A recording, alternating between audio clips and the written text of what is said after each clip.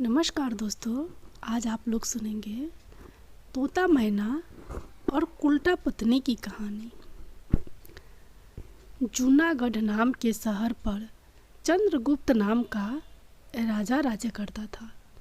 चंद्रगुप्त के 4 बेटे थे और चारों ही बहादुर थे, लेकिन उन चारों बेटों में मदन सेन प्रतापी होने के साथ साथ काफ़ी सुंदर भी था। मदन की पत्नी का नाम चंद्रप्रभा था। वह भी बेहद सुंदर व रूपवान थी। अपने समान किसी दूसरी स्त्री को सुंदर नहीं समझती थी। हर काम में होशियार थी। गाना भी उसे खूब आता। एक दिन राजा चंद्रगुप्त ने मदन सेन को उसके किसी खाता पर नाराज होकर देश से निकाला दिया। राजा का ये हुक्म सुनकर मदन चिंतित हो गया और अपने महल में आ गया। मदन को उदास देखकर उसकी पत्नी ने पूछा, हे प्रनाथ, आप उदास क्यों हैं? आपका चंद्रमुख मुरझाया हुआ क्यों है? राजकुमार होकर भी आप इस तरह चिंतित क्यों हैं? मदन सेन बोला, हे प्राणेश्वरी, तुमसे क्या कहूँ, और तुमसे कहने से लाभ भी कुछ नहीं। आज मेरे पिता ने मुझे 12 वर्ष के लिए देश से निकाल दिया है, इसलिए मैं तुमसे विदाई मांगने आया हूँ। यह सुनते ही चंद्रप्रभा गस खाकर गिरी और बेहोश हो गई। उसकी ये हालत देखकर मदन के होशो हवास जाते रहे। वह सोचने लगा, मैंने बहुत बुरा किया जो अपनी पत्नी से ये सब कुछ बता दिया। दासियों ने जब चंद्रप्रभा पर गुलाब जल छिड़का तो उसे होश आया। होश में आकर चंद्रप्रभा ने मदन सेन से कहा, हे प्राणेश्वर, आप मुझ दासी को छोड़कर परदेश चले जाएंगे तो मैं आपके बिन कैसे जी पाऊंगी? मैं भी आपके साथ ही चलूंगी। तुम मेरे साथ कैसे चल सकती हो, क्योंकि परदेश में अनेक प्रकार के संकट भोगने पड़ते हैं और तुम नर्म व नाजुक गलीचों पर चलने वाली महलों में रहने वाली, इन दुखों को कैसे बर्दाश्त कर पाओगी? मदन सेन ने पत्नी को समझाने वाले अंदाज में कहा, जितने भी दुख परदेश में उठाने पड़ेंगे वे सब आपके साथ रहते सुखी से भी अधिक सुखमय मालूम होंगे। महल के सुख आपके बगैर जंगल के दुखों से भी अधिक भयानक प्रतीत होंगे। इससे अच्छा तो यही है कि मैं आपके साथ ही चलूं। चंद्रप्रभा ने आंखों में आंसू भरकर कहा। मदन सेन ने सोचा कि ये मेरे बगैर नहीं रह सकती, इसलिए मुझे यह शोभा नहीं देता कि इसको तड़पता छोड़कर चला जाऊं। बेहतर यही रहेगा कि इसे साथ ले चलूं। इस विचार के मन में आते ही मदन ने अपनी पत्नी से कहा, अच्छा तुम उदास मत हो, हम तुम्हें अपने साथ ले चलेंगे। पति की यह बात सुनकर चंद्रप्रभा बड़ी खुशी हुई और अपने पति के साथ जाने की तैयारियों में जुट गई। अगली सुबह चंद्रप्रभा और मदन शहर से निकलकर एक जंगल में पहुंच गए। जब चलते चलते थक गए तो एक उचित सी जगह देखकर वे एक बरगद के वृक्ष के नीचे विश्राम करने लगे।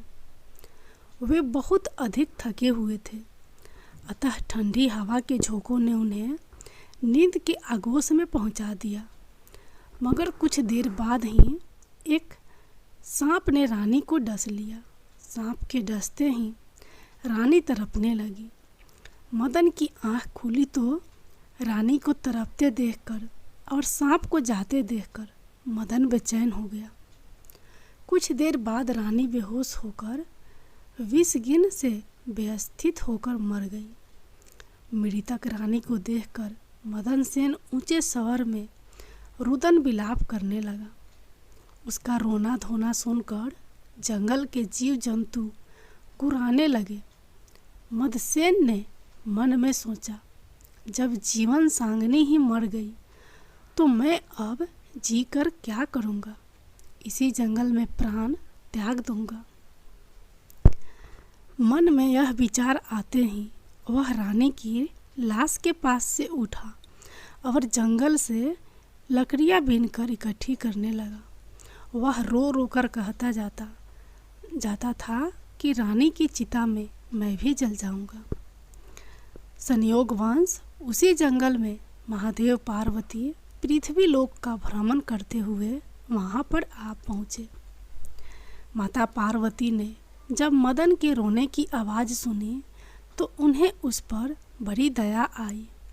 उन्होंने महादेव से कहा, हे प्रभु, कोई मानव हृदय विदारक स्वर में रो रहा है। उसके रोने से मेरा हृदय कांपता है। आप उस पर दया करके उसका दुख दूर कीजिए। पार्वती की बातें सुनकर महादेव ने कहा, हे प्रिय, मैं तुम्हें इसलिए अपने साथ नहीं ला रहा था क्योंकि पृथ्वी पर हर प्रकार के दुखी मनुष्य है। हम किस किस का दुख दूर करेंगे। इस पर पार्वती ने कहा, हे स्वामी, कुछ भी हो इसका दुख आपको दूर करना पड़ेगा। पार्वती की बात सुनकर शिव जी पार्वती को अपने साथ लेकर वहाँ आए जहाँ मदन सेन करुण विलाप कर रहा था। शिव जी ने मदन सेन से पूछा, तू क्यों रो रहा है? तुझको क्या दुख है? आप मेरा दुख क्या जाने, मुझ में अपना दुख कहने की भी शक्ति नहीं है। जी चाहता है कि यह धरती फट जाए और मैं इसमें समा जाऊं। मदन सेन ने काफ़ी दुखी स्वर में कहा। मदन सेन की ये बात सुनकर शिवजी को भी उस पर दया आ गई और उन्होंने उससे कहा, तू हमसे अपना हाल कह।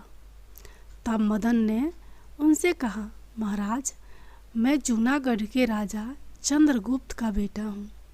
मेरे पिता ने मुझको देश से निकाल दिया, इसलिए मैं और मेरी पत्नी इस जंगल में आ गए। यहाँ आकर मेरी पत्नी सर्प के काटने से मर गई है। उसका विरह मुझसे सहन नहीं हो रहा है, इसलिए मैं लकड़ियाँ एकत्र कर रहा हूँ ताकि अपनी प्यारी पत्नी के साथ ही जलकर अपने आप को भी अग्नि के हवाले कर दूँ। मदन की ऐसी दुख भरी बातें सुनकर महादेव ने कहा, राजकुमार, तू बड़ा मूर्ख है। यह तो संसार है, यहाँ इंसानों का आना जाना लगा ही रहता है। एक दिन ये शरीर सबको छोड़ना पड़ेगा। तू ये भी जानता है कि इस संसार में कोई किसी के साथ न आया है न किसी के साथ जाएगा। तो बुद्धिमान होकर भी ऐसी बात करता है। अगर तू जीवित रहा तो तुझे बहुत सी रानियां मिल जाएगी, इसलिए तू मेरा कहना मान और इस विचार को त्याग दे। महादेव की इन शब्दों को सुनकर मदन बोला, महाराज, आपने जो कुछ कहा वह सत्य है, किंतु ऐसी पतिव्रता पत्नी तो मुझे किसी जन्म में भी नहीं मिलेगी और ना इसका वियोग मुझसे सहन होगा, इसलिए मैं इसके साथ ही मरूंगा। मदन के विचार सुनकर महादेव ने जान लिया कि यह अपनी पत्नी के बिना नहीं रह सकता। तब वे मदन से बोले, राजकुमार, तेरी पत्नी के जीवित होने का एक उपाय है। इस रानी की आयु 20 वर्ष थी, सो इसने भोग ली। तेरी उम्र 17 वर्ष की है, जिसमें से 30 वर्ष बीत चुके हैं। तेरी उम्र 70 वर्ष की है, जिसमें से 30 वर्ष बीत चुके हैं। मेरी उम्र में 40 वर्ष और अभी और बाकी है। यदि तुम अपनी आयु का आधा भाग अपनी रानी को दे दे तो तुम दोनों की आयु बराबर हो जाएगी। यदि यह बात तुम्हें स्वीकार है तो रानी अभी जीवित हो जाएगी। महादेव की बात सुनकर मदन ने कहा, मुझे स्वीकार है प्रभु, स्वीकार है।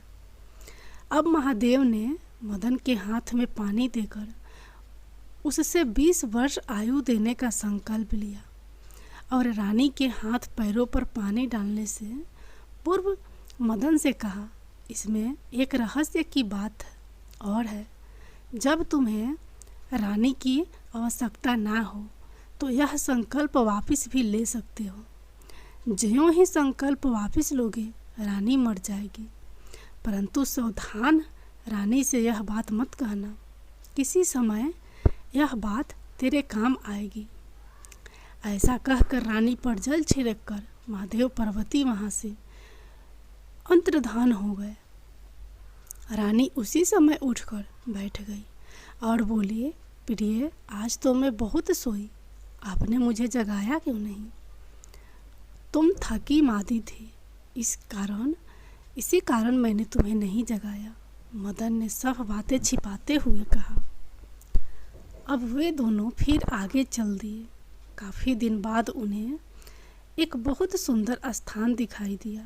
वहाँ एक फकीर की कुटिया थी। जब वे दोनों वहाँ पहुँचे तो उन्होंने देखा कि एक सुंदर नौजवान फकीर तकिया लगाए बैठा हुआ हुक्का पी रहा है। वह दोनों थके हारे थे ही फकीर के पास बैठ गए। उसी समय राजकुमार ने रानी से कहा, रानी, हमें प्यास लगी है, हम कुएं पर जाकर पानी पी कर आते हैं। अगर तुम्हें भी प्यास लगी हो तो तुम्हारे लिए भी ले आए।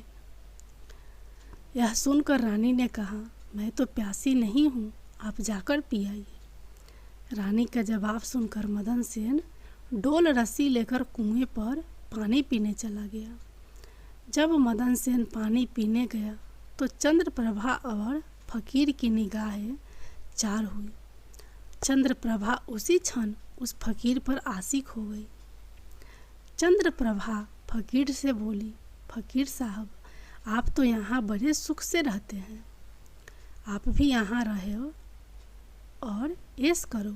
फकीर ने कहा, फकीर साहब, आपके साथ रहने को दिल तो कर रहा है, मगर मेरा पति मेरे साथ है, इसलिए मैं आपके साथ किस प्रकार रह सकती हूँ। चंद्रप्रभा ने फकीर के सामने अपनी असमर्थता प्रकट करते हुए कहा, किसी तरह अपने पति को कुएं में धकेल दो, फिर हम ऐश करेंगे। फकीर ने उपाय सुझाया।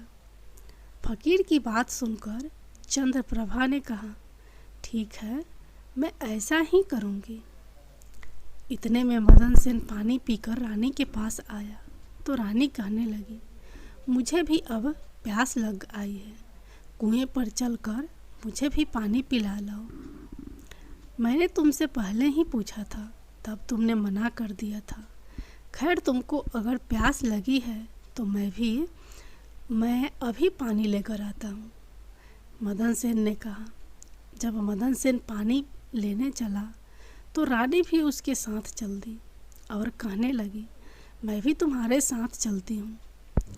बेचारा मदन सेन तो उसके प्रेम में पागल था। उसको मालूम नहीं था कि यह मेरे प्राण लेने चल रही है।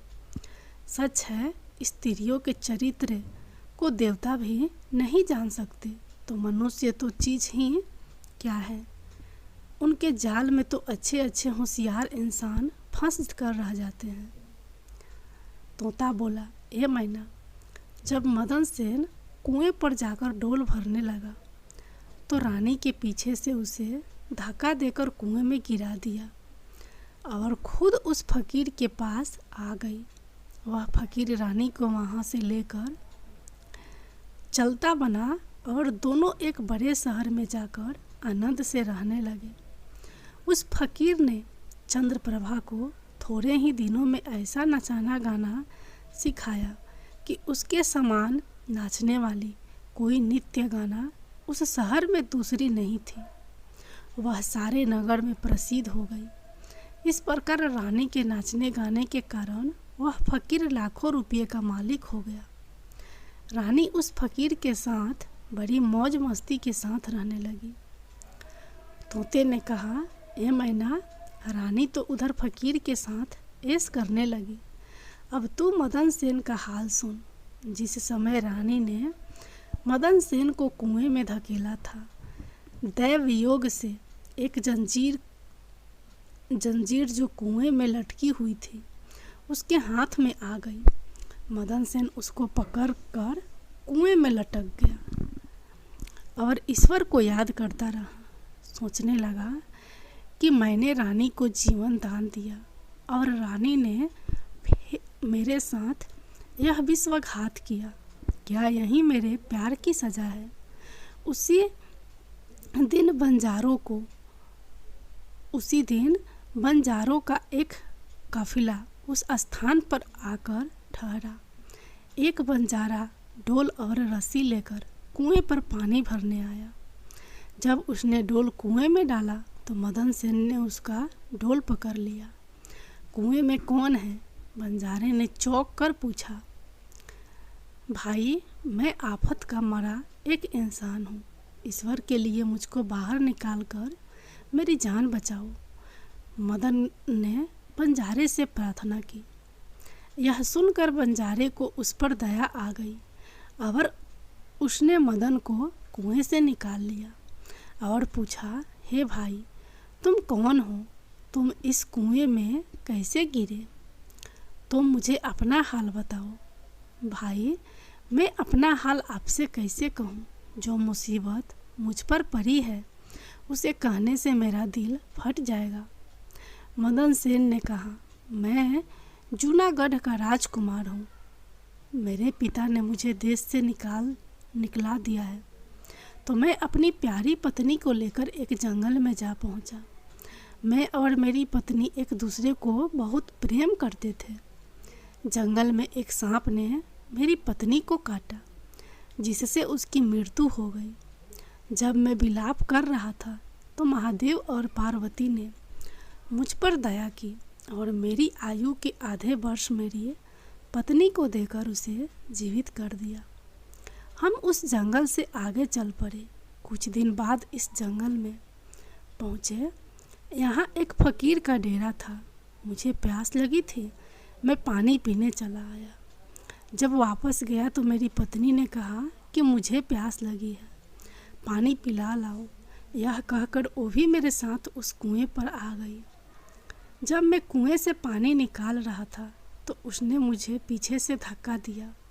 संयोगवश एक जंजीर जो कुएं में लटक रही है वह मेरे हाथ में आ गई, जिससे मैं कुएं में डूबने से बच गया।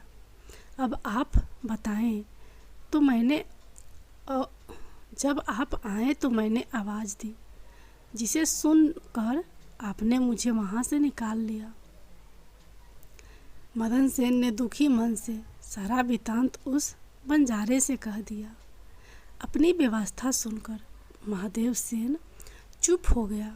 बंजारा उसकी नेकी और रानी की करतूत सुनकर अफसोस करते हुए कहने लगा, तिरिया चरित्र जाने नहीं कोई, खसम मार कर खुद सती होए। यह कहकर बंजारे ने मदन सेन को सीने से लगा लिया और बोला, तुम किसी प्रकार की कोई चिंता न करो, भगवान बड़ा दयालु है, सब भला करेगा। यह कहकर उसने मदन सेन से पुनः कहा, अगर चाहो तो तुम हमारे लश्कर में हमारे साथ रह सकते हो। मदन सेन ने उसके साथ रहना स्वीकार कर लिया। संयोगवश बंजारों का वह लश्कर कुछ दिनों के बाद उसी शहर में आया जिसमें रानी चंद्रप्रभा और वह फकीर रह रहे थे। उस शहर को देखकर मदन सेन ने बंजारे से कहा, भाई, मेरी इच्छा कुछ दिन इस शहर में रहने की है। यदि आपकी आज्ञा हो तो कुछ दिन मैं इस शहर में बिताऊं। आपकी जैसी मर्जी हो आप करें, मुझे कोई आपत्ति नहीं है। मदन सेन की बात सुनकर बंजारे ने कहा। मदन सेन बंजारे से विदा लेकर शहर में आया और वह किसी काम की तलाश में घूमने लगा।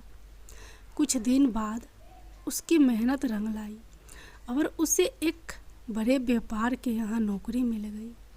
वह व्यापारी के यहाँ रहने लगा और बड़ी लगन और पार से अपने कर्तव्य का निर्वाह करने लगा। उस व्यापारी ने मदन को बड़ा मान दिया और उसे अपने यहाँ का मुनीम बना लिया। अब मदन सेन के दिन चैन से गुजरने लगे। एक दिन संयोगवश उस नगर के राजा के यहाँ चंद्रप्रभा के नृत्य का आयोजन हुआ। राजा ने उस शहर में तमाम बड़े व्यापारियों और सेठ साहूकारों को अपने यहाँ इस नृत्य का अवलोकन करने को आमंत्रित किया। जिस दिन चंद्रप्रभा का नृत्य था, शहर के सब व्यापारी और सेठ साहूकार राजा के यहाँ पहुँचे।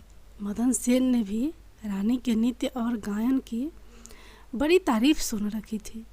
उसने अपने मन में सोचा कि इस नर्तकी का नृत्य अवश्य देखना चाहिए। यही सोचकर मदन सेन भी राजा के यहाँ जा पहुँचा। रानी साज श्रृंगार करके नृत्य करने के लिए खड़ी हो गई। उस समय वह अप्सरा के समान सुंदर लग रही थी। मदन सेन अपने मालिक के पास बैठा था। रानी ने नृत्य शुरू किया और एक ठुमरी उसने उस महफिल में गाई। चंद्रप्रभा ने ऐसे ऐसे कई राग बड़े ही सुंदर ढंग से अपनी सुरीली आवाज़ में गाए, जिन्हें सुनकर महफिल के सब लोग वाह वाह करने लगे। राजा से लेकर प्रजा तक सबने उसे ढेरों इनाम दिए। मदन सेन ने भी अपने हाथ की अंगूठी, जिसमें हीरा जरा हुआ था, उतार कर रानी चंद्रप्रभा को भेंट दी। रानी चंद्रप्रभा ने अंगूठी को पहचान लिया और मन ही मन में कहने लगी, बड़ा गजब हो गया, कमबख्त मेरा पति तो जिंदा है और यहाँ आ पहुँचा है। अब यह मुझे जिंदा नहीं छोड़ेगा, इसलिए कुछ ऐसा उपाय करना चाहिए जिससे कि ये मारा जाए। फिर उसने अपने दिल में उपाय सोचा, इससे बेहतर और कोई उपाय नहीं हो सकता कि एक तरफती करकती रागनी गाऊं और राजा को रिझाऊं, और जब राजा खुश हो जाए तो राजा से उसे मरवाने की आज्ञा ले लूं। ये बात अपने मन में सोचकर रानी चंद्रप्रभा ने लचकती हुई रागिनी गाना शुरू कर दिया। रानी की इस बसंत की बहार को सुनकर राजा बहुत खुश हुआ। वह चंद्रप्रभा से बोला, हम तुझसे बहुत प्रसन्न हैं, बोल क्या मांगती है, जो कहे कि तुझे मिलेगा। आप यदि मुझ पर प्रसन्न हैं तो पहले आप मुझे वचन दीजिए कि मैं जो मांगूंगी आप मुझे देंगे। रानी ने राजा को वचनबद्ध करना चाहा। चंद्रप्रभा की बात सुनकर राजा ने चंद्रप्रभा को वचन दे दिया। तब चंद्रप्रभा ने राजा से कहा, आपकी इस सभा में मेरा एक चोर है, उसको आप इसी समय मरवा दीजिए। चोर को मेरे सामने लाओ, राजा ने तुरंत कहा। तब रानी ने मदन सेन का हाथ पकड़ा और उसे राजा के सामने ले आई। इसे जल्लादों के हवाले कर दो, राजा ने सिपाहियों को आदेश दिया। यह सुनकर जल्लाद मदन सेन का हाथ पकड़कर उसे मारने के लिए ले जाने लगे। इस समय मदन सेन का मालिक व्यापारी घबरा कर मदन सेन के पास आया और पूछा, तूने इस नर्तकी का क्या चुराया है जिस वजह से ये तुझे मरवाना चाहती है? मदन सेन ने अपने मालिक से कहा, मैंने इसका कुछ नहीं चुराया, बस तुम इस राजा को मेरी दो बातें सुन लेने के लिए राजी कर लो तो मेरी जान बच जाएगी। मदन सेन का मालिक यह सुनकर अपने साथी व्यापारियों और साहूकारों के पास आया और उन सबसे मशवरा किया। उसने कहा, मित्रों, या तो राजा न्याय करे वरना हम सब इस शहर को छोड़कर चले जाएंगे। यह सलाह मशवरा करके सारे व्यापारी राजा के पास आए और कहने लगे, राजा साहब, हमारा मुनीम निर्दोष ही मारा जा रहा है। वो कहता है कि राजा ने मुझे मारने की आज्ञा दी है, सो मुझे भी उस राजा की आज्ञा से मरना स्वीकार है। लेकिन मेरी दो बातें सुन ली जाए। राजा ने व्यापारियों की बात सुनकर कहा, मुनीम को लेकर आओ। व्यापारी मदन सेन को लेकर राजा की सेवा में उपस्थित हुए। राजा बोला, तुम जो कुछ कहना चाहते हो वो मेरे सामने कहो। मैंने क्या दोष किया है जिसके कारण आपने मेरी हत्या की आज्ञा दी है? मदन सेन ने पहला प्रश्न किया, तू इस नर्तकी का चोर है। राजा ने कहा। यह सुनकर मदन सेन ने कहा, मैं इस वेश्या का चोर नहीं हूँ, मैं इस उल्टा स्त्री का पति हूँ। ये मुझे कुएं में धकेल कर एक फकीर के साथ चली आई है। महाराज, मैं इस झूठे को क्या जानूं कि ये कौन है? ये तो बस मेरा चोर है। चंद्रप्रभा ने बात को बिगड़ते देखकर कहा, राजा साहब, अगर ये मेरी पत्नी नहीं है तो जो कुछ चीज़ मैंने इस रास्ते में दी थी, यह मेरी वो अमानत मुझे लौटा दे। मदन सेन ने रानी की ओर घृणित नज़रों से देखा। मुझे स्वीकार है। रानी ने तुरंत स्वीकार कर लिया। अच्छा, अपने हाथों में पानी ले, मेरा तेरा न्याय इसी सभा में होगा। पानी लेकर कह कि जो वस्तु इसने रास्ते में मुझे दी थी वो मैं आज इसे वापस करती हूँ। मदन सेन ने कहा। रानी ने अपने हाथों में पानी लेकर कहा, जो वस्तु इसने मुझे रास्ते में दी थी वो मैं आज इसे वापस करती हूँ। यह कहकर रानी ने जैसे ही अपने हाथ का पानी छोड़ा, वैसे ही रानी के प्राण पखेरु उड़ गए। यह देखकर सब लोग आश्चर्यचकित रह गए। राजा ने घबराकर मदन सेन से कहा, यह क्या हुआ? इसका कारण सही मेरे समक्ष कहो। तब मदन सेन ने अपने बारे में राजा को बताना शुरू किया और अपने के देश निकाला दिए जाने से लेकर अब तक का सारा हाल सबके सामने कह सुनाया। ये सारी बातें सुनकर राजा ने मदन सेन को अपने सीने से लगा लिया। उसने अपनी बेटी की शादी मदन सेन के साथ कर दी और उस फकीर को फांसी का हुक्म दिया। तोता बोला, ए मैना, जब से मैंने ये दस्ताना सुनी है मैं भी स्त्रियों से घृणा करता हूँ और इसी कारण मैंने आज तक दूसरी शादी नहीं की।